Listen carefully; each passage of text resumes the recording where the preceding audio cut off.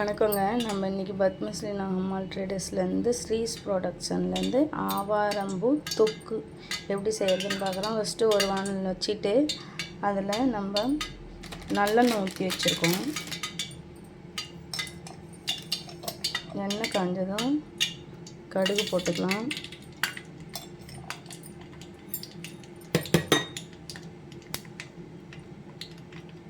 கடுகு பொரிச்சோடனே கடுகு வெடிக்குது. இப்போ பெருங்காயத்தூள் கொஞ்சம் போட்டுக்கலாம்.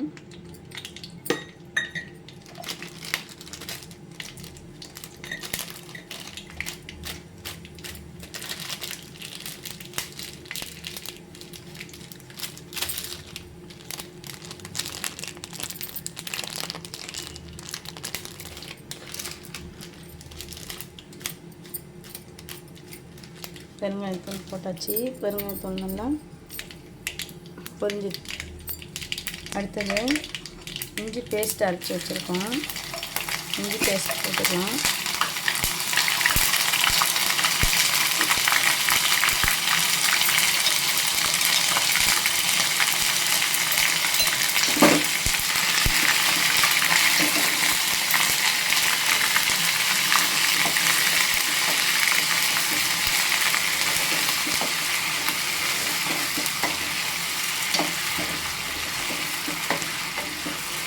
பேஸ்ட்டு ரொம்பவும் வேக விடக்கூடாது, ஓரளவுக்கு வேக விட்டாச்சு.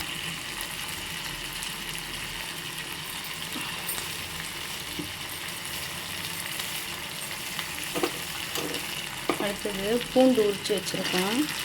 பூண்டு அப்படியே போட்டுக்கலாம். எடுத்து சாப்பிட நல்லாயிருக்கும்.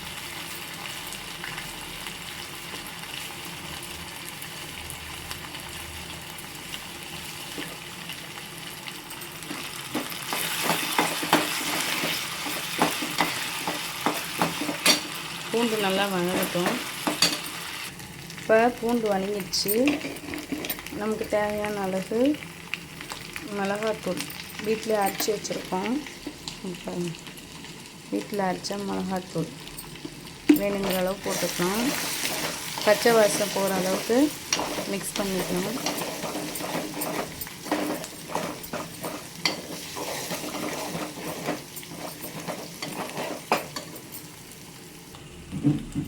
அடுத்தது உப்பு போட்டுக்கலாம்.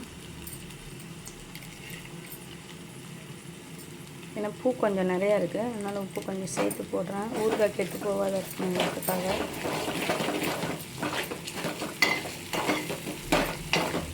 பூண்டும் வெந்துடுச்சு. லாஸ்ட்டாக நம்ம ஆவாரம் பூவை பறித்து கழுவி எடுத்துகிட்டு வந்து வச்சுருக்கோம். இந்த பூவையும் அதிலே போட்டு மிக்ஸ் பண்ணிக்கலாம்.